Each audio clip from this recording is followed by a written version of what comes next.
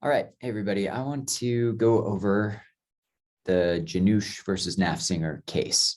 As you've probably picked up, I love to pick cases where I can't pronounce the names of the parties. It's just kind of my thing. So this takes the cake, though. This is the most interesting to me.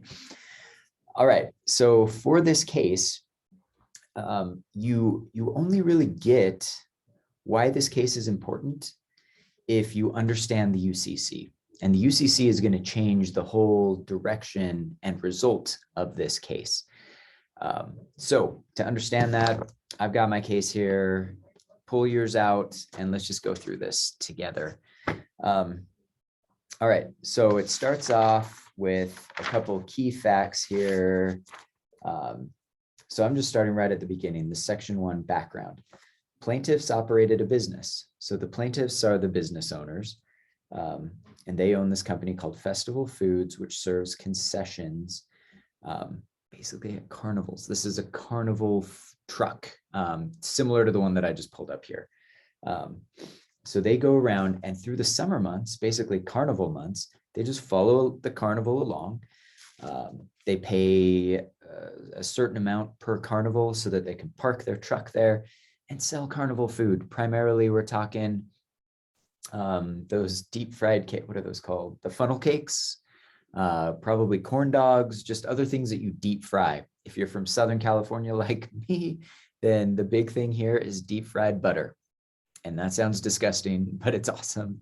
So you take a cube of butter and then you stick it in pancake batter and then you deep fry it and then you eat the dang thing.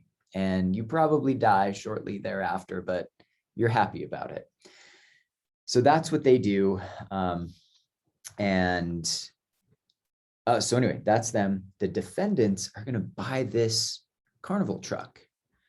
Okay. And all of this went down in 2005-ish.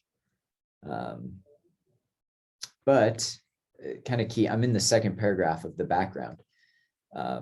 They met several times with the plaintiffs and observed the business in operation. Jean testified that on August 13th, 2005, plaintiffs entered into an oral agreement to sell Festival Foods to defendants for $150,000. Okay, so we've got an oral agreement and an amount more than $500. So all of this should be like turning the UCC rules gears in your head.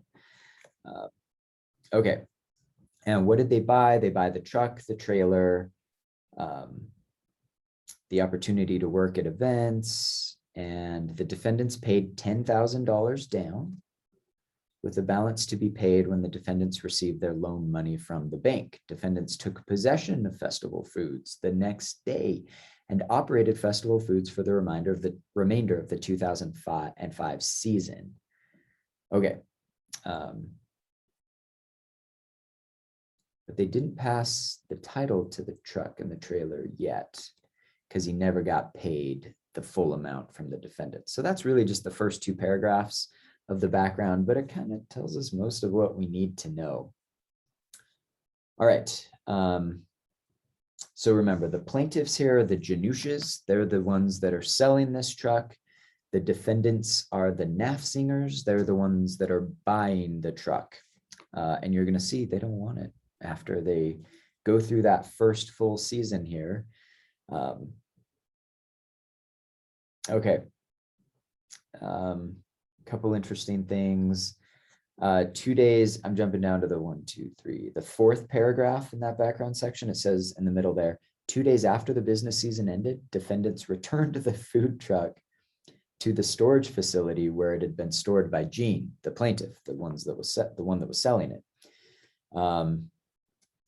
And they testified that one of the reasons that defendants returned the food truck was because the income from the events that they operated was lower than expected. Okay. And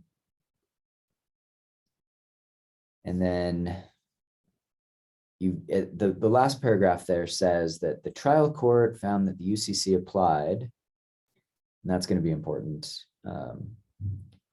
But then the trial but then the trial court then found that there was a contract formed, but that the evidence was insufficient to establish that there was a meeting of the minds. Okay. And you right now probably know more about the UCC than this trial court judge did. The trial court was like, there probably wasn't a meeting of the minds, but you know that the UCC wants to push contracts through. Oops. And so sometimes a meeting of the minds is not even going to be required. So anyway, let's start working through this. Okay, so subsection A here is the application of the UCC. Does the UCC apply? Well, here's what's important. The UCC applies to the sale of goods. Is the truck a good? Absolutely. You see the picture, it's on wheels. You can move it. Can you touch it? Yep. That's going to be a good. Is the trailer a good? Same thing. Absolutely. Are the tables, the chairs, the deep fryers, all this other junk, the lighting, all of that in the truck, is that all a good? Yes.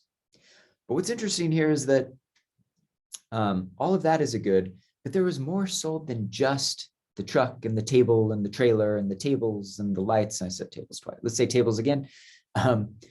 There's more than that. There's also the goodwill of a business. So when you buy a business, you buy the stuff of the business, the assets of the business, but you also buy the name, the intellectual property, the trademarks, the trade secrets, all of these intangible things that are not goods.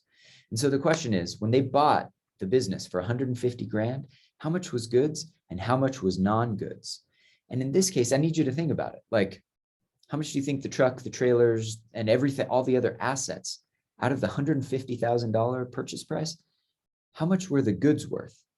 And in my mind, it's got to be 149,000, maybe 149,990 or something. The goodwill of a Carnival food truck, like probably non-existent. Now flip this, like let's say that you're buying Facebook. If you buy Facebook, you're buying a lot of assets, servers, that super cool headquarters that they have, all of that. And right now it might not seem like Facebook has that much goodwill, but I need you to think beyond that. Like if you added up, how much do all the assets that Facebook owns that you would acquire if you purchase Facebook, how much would that be worth? It'd be like a lot of money. But how much do you buy Facebook for? Like 500 times the amount of the assets that you buy. The name Facebook is worth a lot of money. And is that true with a food truck at a carnival? Not a chance. So really you're just buying the assets. And so does the UCC apply using the predominant factor test? Yes, absolutely. We're going to use the UCC. The predominant factor test means we're going to apply the UCC to the whole purchase, not just the purchase of the assets, but to everything. All right, that's what that's all about. Now we get into this awesome statute of frauds thing right here. The UCC requires that contracts for the sale of goods in excess of $500 be in writing. This judge screwed this up, by the way. You know that it's $500 or more, not in excess of 500, but let's not nitpick this judge. Because this judge is pretty good, gets to the right thing here at the end. However, a contract is enforceable even if it doesn't meet the requirements of the statute of frauds.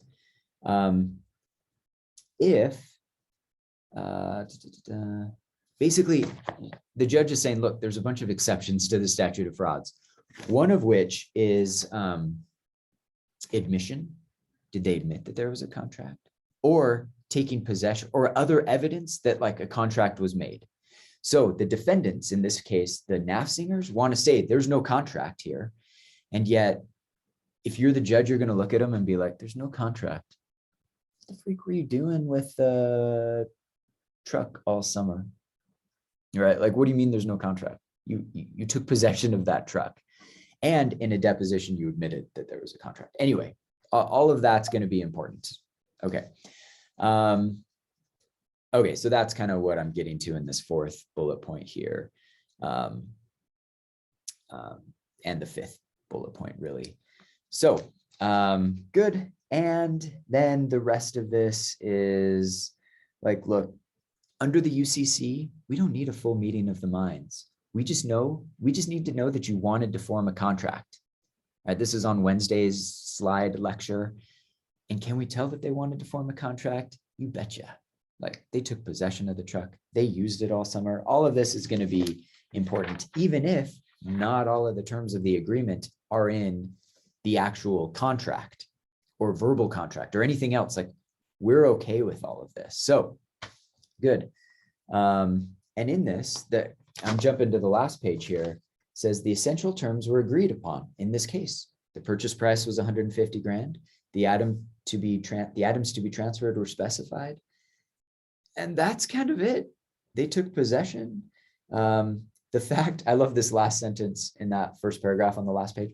The fact that the defendants were disappointed in the income from the events they operated is not inconsistent with the existence of a contract. This makes sense. How many of you would like to get out of a contract when you're like, crap, this deal wasn't as good for me as I thought it was going to be?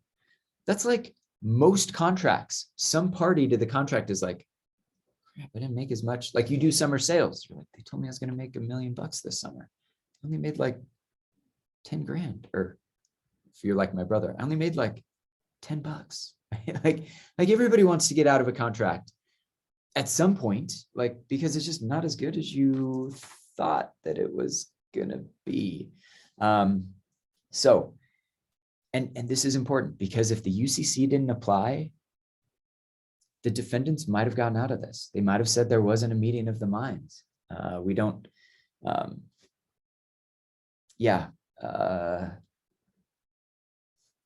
looking at this here, it's like, the trial court noted that the parties have very different views about what transpired in the course of the contract formation discussions. It's not necessary that the parties share a subjective understanding of the contract. We just need to understand, we need to interpret from the contract what happened. And it says the conduct in this case is clear. Parties discussing the sale of goods do not transfer those goods and allow them to be retained for a substantial period before reaching an agreement. The defendants replaced equipment, reported income, paid taxes, and paid Gene for his time and expenses, all of which is inconsistent with the idea that the defendants were only pursuing buying the business. They bought the business. And because we have the UCC is going to say there's a contract here. Whereas if we were operating under general contract law, they might have won based on no meeting of the minds. They might have won based on title never transferred. You've got a lot of arguments that the defendants might have won, if not for the application of the UCC. And once you get that, I think you get this case. So I hope that helps, and continue studying and enjoying all of this stuff. So good luck, everybody. I will see you in the next class.